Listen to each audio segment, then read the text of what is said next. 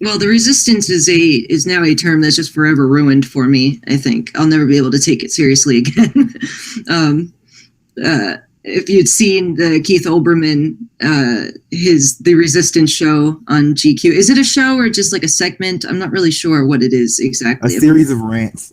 Series of Glenn Beckish like rants on GQ, and his major point that he took out of his last video was that you have to resist a Trump presidency by not calling him president ever. And it's stuff like that. If you remember when Obama was elected and the Republicans did childish, ridiculous things like this, these little snipes at him and at his character, saying you lie and doing these unprecedented acts of disrespect, trying to think that that's going to get them somewhere. It was just it was foolish, and it made them look foolish and small and petty. Because, I mean, at a certain point, and I think you make a really good point, Katie, at a certain point, what we're talking about is not, or rather are not, personality traits that are inherent to the left or the right, but personality traits that are inherent to people in that kind of bubble. In Keith Olbermann's The Resistance, this like abject denial of reality, this kind of desire to create complex paranoid delusions to reframe reality in a way that's more pleasant to you, that's just an entitlement complex. It's like that's just a narcissistic entitlement complex. And that's going to be one of the things we have to overcome as progressives. Like the face of the left is largely conservative on so many different issues. Yeah. I'm before the show started, they pointed me to the Keith Olbermann moment where he just broke down and just started saying a whole bunch of crazy stuff. I couldn't make it through the whole thing. But one thing I want to point out to everybody is that we don't need to get stuck into a situation where, we start coming up with all these fantasies and delusions about why this happened and why that happened. Hillary Clinton lost.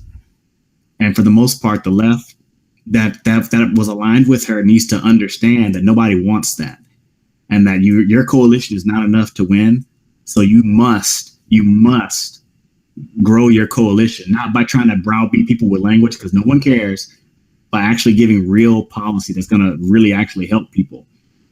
And that means that, hey, if somebody wants universal health care, not many people in the liberal coalition are supposedly against universal health care. They just say it's unworkable.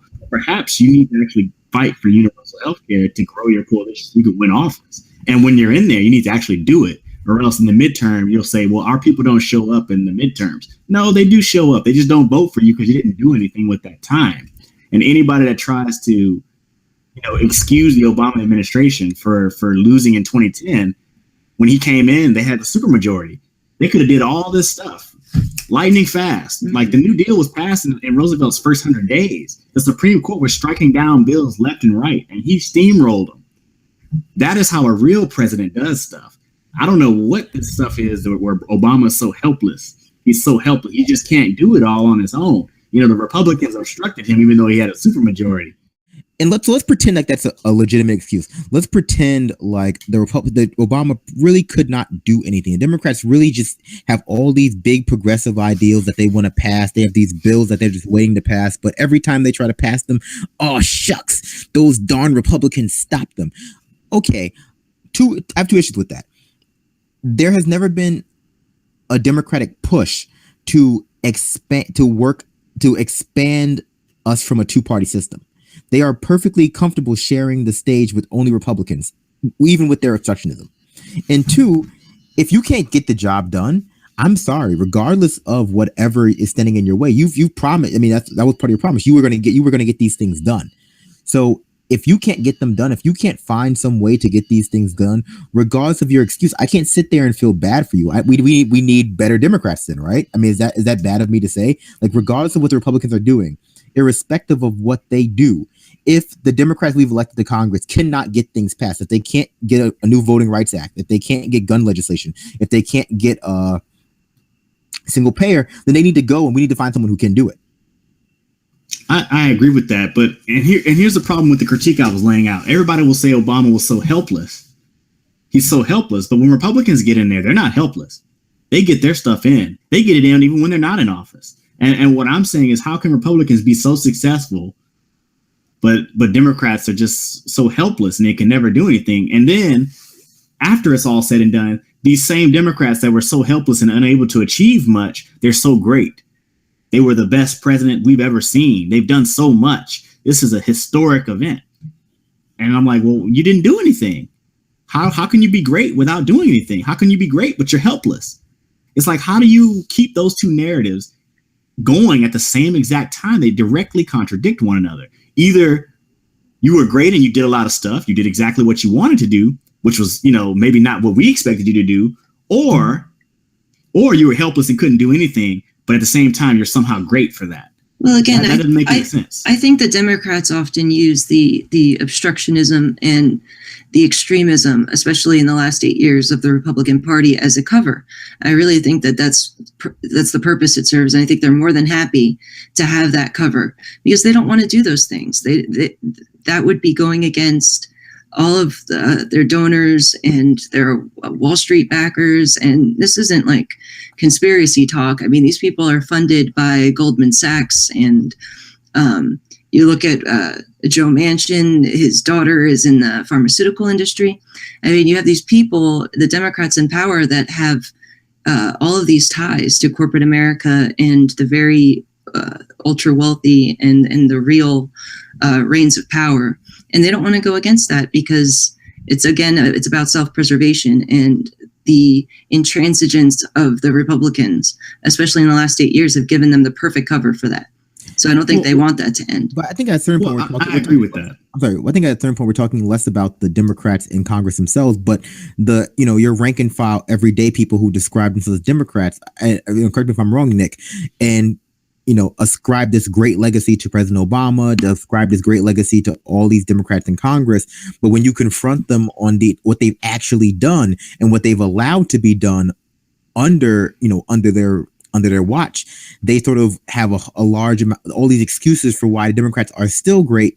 They're still morally on the side of good. The Republicans are still morally on the side of evil, even though they haven't really done anything. In a lot of cases, even though they supported things that would normally be thought of as bad. And so it's this tendency of people on the left, especially your upper middle class elite liberals, your smug liberals, to just work backwards, work from the position that all Democrats are good no matter what they do, and then try to square that circle through cognitive dissonance by saying, okay, well, Obama did all those drone strikes and he killed people without due process and all these things, but he only did that because of X, Y, and Z. They have all these excuses and they have all these reasons for why, regardless of individuals' actions, they are still inherently good. And a lot of this has to do with what they want to believe about themselves. People are always looking for an excuse for why, irrespective of their actions, they are in the right. Maybe I'm just being cynical, but part of this talk is, part of this is understanding that if we're going to have a resistance to Trump, it needs to be a measured one. We can't simply resist everything that Trump does or everything Republicans do simply because they have an R by their name, just like we can't support everything that Obama did or look fondly back on it or support everything any Democrat does simply because they have a D by their name. And anyone who was not going to protest the election, anyone who was not going to call for faithless electors, irrespective of who won, I lose a little bit of respect for them because this election was tainted from the beginning. There was so much taint in this election, and people are sort of cherry picking what they find to be most problematic when we have evidence of the DNC tipping the scale for Clinton from the beginning.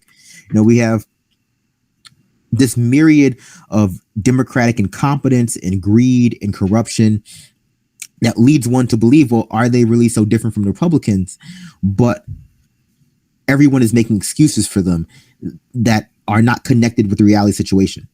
Yeah, I just want to point out that, a lot of apologists are out there making the arguments that I just made, and most of the arguments that they're making, they either fly in the face of reality, they fly in the face of history, and then on top of that, they'll contradict one another. So it's just basically, we said that sometimes, some of this stuff is a little bit higher level, more abstract and sort of removed from the real world. We're in a place now where they're living in a complete illusion that's separated from the real world. the illusion that of greatness, the illusion that they're doing these great things, and really in reality they're not doing anything at all. Barack Obama's presidency has not been great. It has not been very good at all. And let's even look at the Bush administration. Bush administration comes in and does terrible things, and while Bush is doing them, they're all horrible. Barack Obama continues 80% of what Bush did and makes a lot of it worse. Oh, he's so helpless. This is a historically great president. He's done many things. We love his style and his cool and his grace. He would go down as one of the greatest presidents that ever lived. I'm like, no, you actually have to do stuff to be president, and you have to deliver for your base. And Barack Obama has failed on both accounts. But unfortunately, I mean, that's how Republican behavior becomes normalized. That's how the Overton window shifts. The Republicans start it sometimes, then Democrats continue it, and then by the time the Republicans come back and do it again, it's already it becomes impossible to critique it. How are we going to critique President Trump's drone policy if it's essentially just the same as the President Obama's? Which is what some of us have been screaming at the top of our lungs for years. You will lose the presidency eventually. You got to keep that in mind when you go through and extend all of these powers to the executive. Absolutely. So we're talking about how we can stop behavior from being normalized, how we as progressives can stop this dangerous behavior from becoming normalized simply by, and this comes down to what we were talking about with a Trump presidency somehow causing the left to solidify into one big progressive bloc. That's not going to happen. Like I didn't believe it back when Jimmy Dore was saying it, and I don't believe it now. And I think that what we've seen in the past month or so has bared that to be true, because now we have progressives who are still, even after the awful, embarrassing, unseemly, degrading failure of the neoliberal wing of the Democratic Party losing, the Democratic, they are still going full bore. They just reelected Nancy Pelosi. They just appointed Chuck Schumer to be head of the minority leader. And now there's this, Keith Ellison, who is arguably a good thing, for progressives. They're trying to smear him. He is not even conservative enough for the neoliberal wing of the Democratic Party.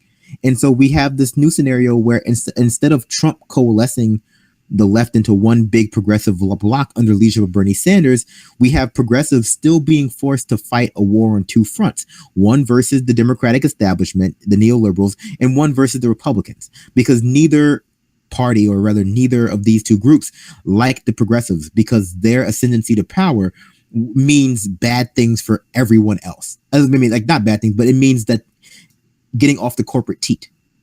Yeah, well, look, I've always made this argument that, there is no answer to the right while the neoliberals exist as the force on the left. So that is where the focus should be. And you can say you can fight both. No, you can't. That you've been trying to fight both forever and a day and you haven't gone anywhere. The neoliberalism has to be called. It just does. And that's going to start with us being able to just say, that's it, walk away.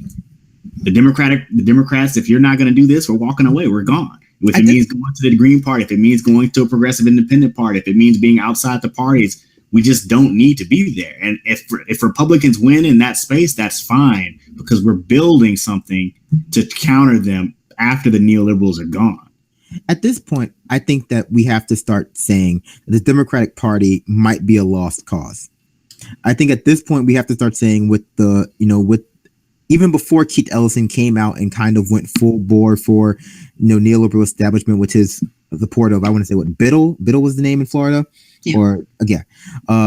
that the Democratic Party, either due to enforced ignorance or so the argument is that you just can't do this stuff without corporate money.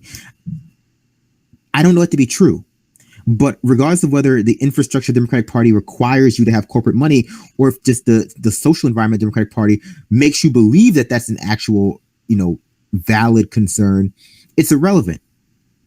Because with corporate, we have shown that corporate money is just anathema to the progressive cause. But a lot of people don't feel that way. When I make that argument, are we okay? Are we okay with? You can feel however they want, but it's just the truth. You can But they'll tell me. I'm being flippant. Okay, so they'll tell me that, hey, asking for a candidate that doesn't take the corporate money, that's just purity. You're not going to find that, and we should just accept what's here. And what I'm saying is, under that logic, you might as well have voted for Hillary Clinton and been glad for it, because that's what's there. If you are really willing to accept corporate money, you might as well vote for Hillary Clinton. I mean, maybe you could say, well, she's a far cry too far. She's a little bit too far out for me. Okay, so I'll go with someone who's a little bit less, maybe a little bit friendlier to my cause, like Keith Ellison. But what I want to know is, when the power structure leans on Keith Ellison, what do you think he's going to do? When the purse strings, are threatened to be taken away from Keith Ellison, is he going to stand up for you, or is he going to stand up for whoever's paying him? And as long as he's taking that corporate money, it's always going to be a question. I believe the question is, he's going to fold. Well, I believe Bernie Sanders would that's fold. all true. I don't agree that Bernie Sanders would fold, and not just because I'm like a crazy fanatic, but he has never done that in the past. He endorsed Hillary Clinton. I think that was folding enough. I don't. I disagree with that. And I also disagree that it's all about actual money changing. It is for the politicians. But as far as us giving up on the Democratic Party, I don't necessarily agree that they're a lost cause. It's about the, as you saw with the insurgent candidacy of Bernie Sanders, it's not about how much money you have, but it is about how much. Well, he had quite a bit of money. Yeah, he did, but it was exactly. So he had all the money. He had all of the years in politics and the experience, but the media didn't cover him. He was from the start. They just, Hillary Clinton had a 30-year head start on him as far as name recognition and media coverage. And there was, especially with the near blackout on his candidacy for the first, 6 or 7 months, I think really until he won Michigan, basically no one covered him. And that really hurt him. And that wasn't about just how much money he had or was earning.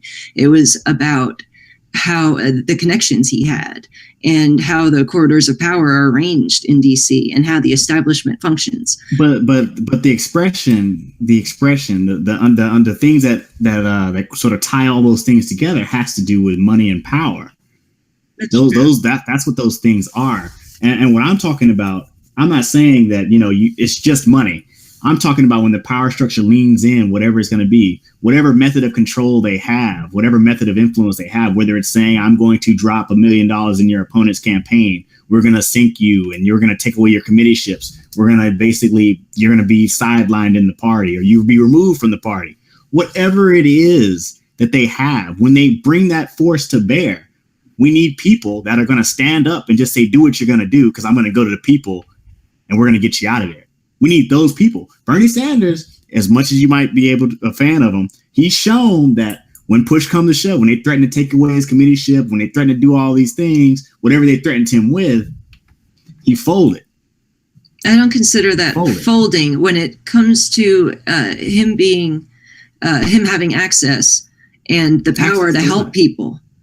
Those committees allow him to do things that help people. They'll always jingle something. It's that's true. Okay, well, look. So the question becomes less is it a lost cause? Well, rather, is it worth the trouble?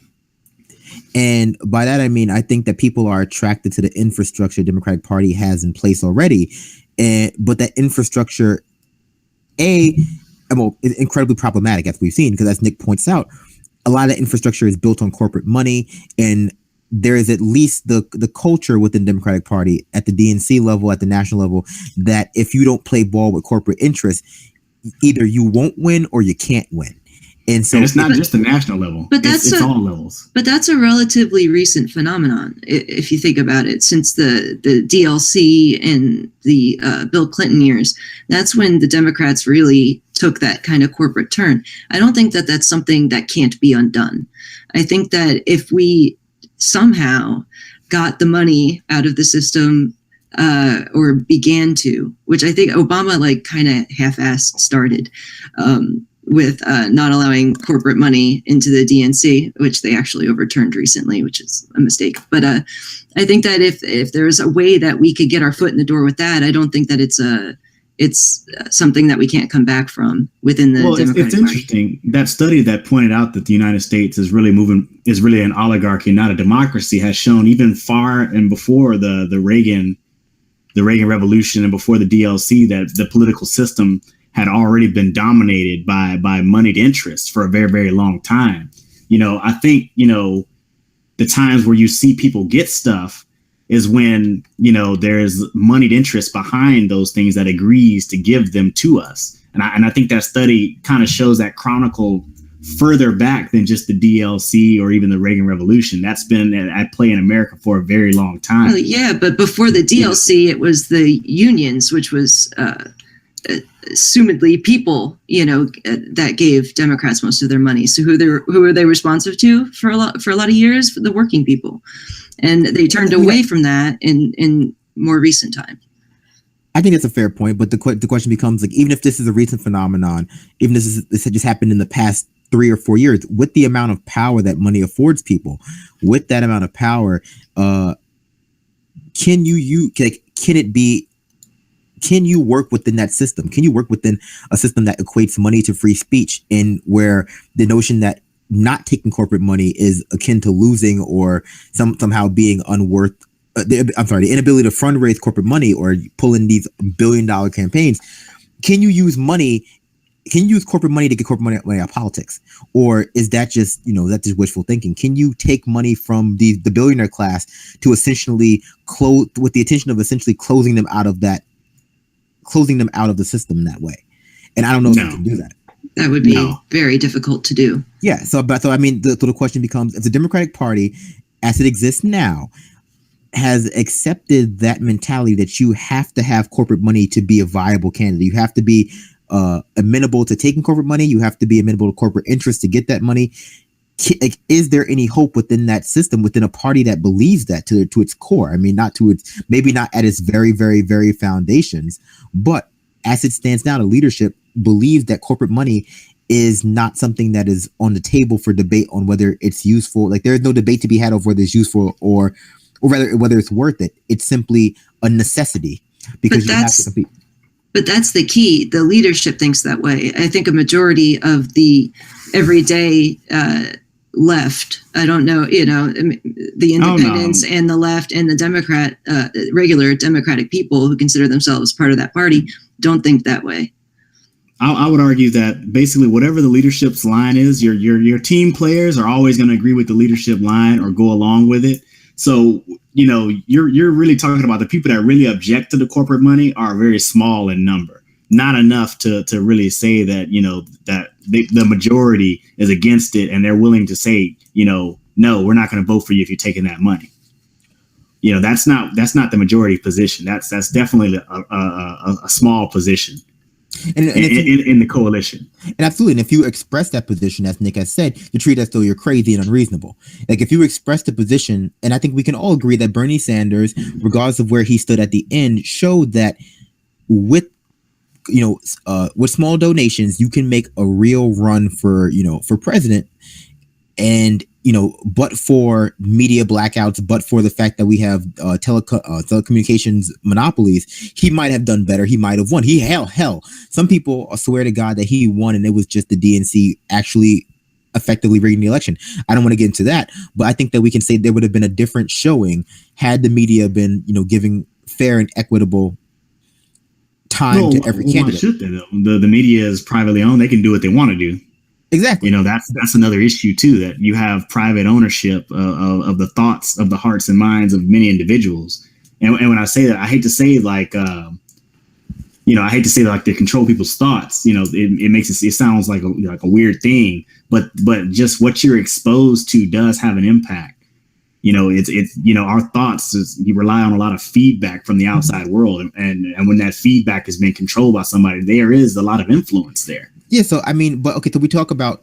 So you mentioned that the media is privately owned, but at the same time, so is the DNC. DNC is not public, and not really public when people think it is. The DNC is also kind of a corporation. Like they are beholden to their own they're beholden to the standards they set for themselves. But They are not a part of our government in the same way Congress is a part of our government. They're not a part of our government in the same way, the FBI is a part of our government. But the issue with both the DNC and with the media is this illusion of fairness, this illusion that they have, that they straddle that line between private interest and public interest, the private interest in the public good. And so the issue becomes here with effectively the media censored Bernie Sanders. Like effectively the media engaged in a form of censorship, which is a form of propaganda to gaslight the public into believing that there was only one viable candidate on the Democratic side. And when you combine that with the sort of generally accepted perception, at least probably used to be generally accepted perception, that the media is fair and unbiased, although I don't know who believes that, you get this effect that it really did drag Bernie Sanders down. Which, so I can't criticize the private company for doing what they feel is best for their private interest. I can only point out that it is a private company that people perceive as working towards the public good, and it was not doing that. I want to interject really quickly and just let you know, I had to look it up because it didn't sound right to me. 78% of Americans polled want Citizens United overturned and want money out of politics. So it is a huge issue to regular people on both sides of the aisle. Yeah. What I was saying is none of them are willing to not vote for a politician because that politician takes corporate money. I was saying that the position is we're going to get it out by force. And if that means we're not going to support our politician because they're taking the money, then that's the line we're going to draw. And not enough people are there. I think that they may feel like Citizens United. First off, Citizens United is not the thing that actually removed the aggregate limit. It's true, but it's a symbol. So it was McCutcheon. I think it's McCutcheon. McCutcheon, yeah. McCutcheon. I said it wrong, but okay. That's the real case. Vallejo? Yeah, I can't remember the rest of it, but I know it was McCutcheon. That's the case that really needs to be looked at. But regardless, we have to get to the point where the people are militant in what they demand and know how to get it.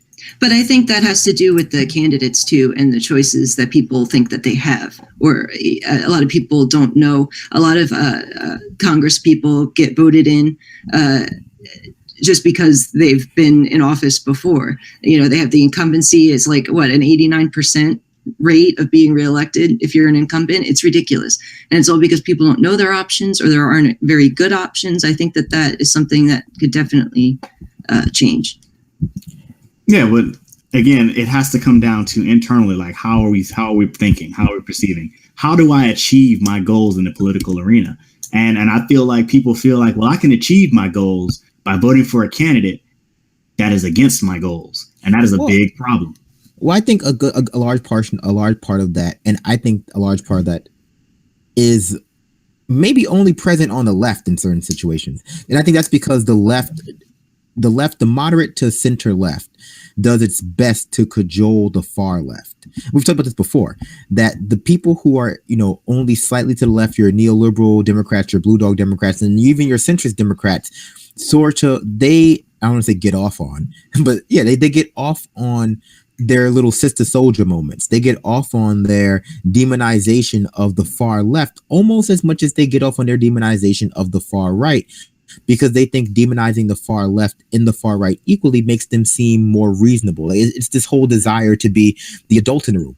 I think Democrats more than Republicans in this, this sort of smug liberalism, they love to appear as though they are the adult in the room. And they equate a lot of things with being mature and reasonable and adultish, and that's not a word, whatever, aged. They equate a lot of things with being the adult that aren't necessarily synonymous with that. I would say a lot of the inability to fight, which they describe as being adult, it's just cowardice. Mm-hmm. There's nothing adult about not fighting for what you want, and what's the word I'm looking for? Compromising before you even ask to compromise. There's nothing adult about that. There's nothing childish about drawing a line in the sand and saying, if you cross this line, I can't cross it with you. That's not childish. That's simply having, standards. You can call it being a purist if you want, but I think everyone in their life has these red lines, and I think that what's childish is to sort of delegitimize anyone else's hard limits, to borrow a term from the BDSM community or whatever, and privilege your own and say, well, my hard limits are logical and reasonable, and your hard limits are you being childish. So the Democratic Party at the establishment level does not do its best to appreciate those on the far left, and I wouldn't consider. They do what they did to Bernie. They smear him for being unreasonable and pie in the sky, or they smear him for not being as familiar with identity politics and the language of progressivism as they are, even if his ideas are structurally sound. And I would say that people who are, it's like Harry Belafonte said back in 2005, and we should really pay, as progressives, we should pay heed to this, that people who are overly familiar with the language of progressivism, people who are overly concerned with the language of the movement, whether it be the civil rights movement or feminism, they need to be watched very carefully. Sometimes they need to be watched more carefully than people who keep making missteps, because that kind of attention being paid to rhetoric often means they are trying to obscure something else. And that might be the cynic in me, but I think that it more often than not, when we look at the media, we see it to be the case that these people who know all the language of intersectionality, they know all the language of being politically correct, they know all of the buzzwords, but their policies are so problematic and their outlook is so problematic and the way they live their lives are so problematic. Yeah, they won't call you the N-word, but they are far from reasonable in policy. Yeah, I just wanted to point out that, whenever I talk about knowing what you want to achieve and thinking about how do you get it, this involves being critical. If you really believe in universal health care, you should not be voting for a candidate that says universal health care is not going to happen. If you're voting for that candidate as a means of somehow getting universal health care, you're fighting against yourself. And I'm just asking everybody to just be critical. If you want to advance demilitarization of the police, you shouldn't be voting for any candidate that's providing federal funds for the police to buy military gear. I think more than being critical, although I do agree I do agree that we need more critical thinkers on the left, because God knows when you saw people chanting for USA at General, oh my gosh, I forgot who spoke at the DNC this year. General I don't recall his name. Whatever. I don't know. It was the general. When the general spoke at the DNC, and there was chants of no more war, and the sort of Hillary coalition chanted USA, USA. I think that we saw that the ideals of the left are largely amorphous. Like, they're largely determined by whoever is leading the party. So yeah, I want people to be more critically thinking, because the Democratic Party, it does not own the license of critical thinking. But I also want people to be more confident in their own politics. I want people to go out there and believe in their radical leftist politics, and don't be so insecure about the fact that everyone around you does not believe what you believe, and don't negotiate yourself down before you get to the bargaining table.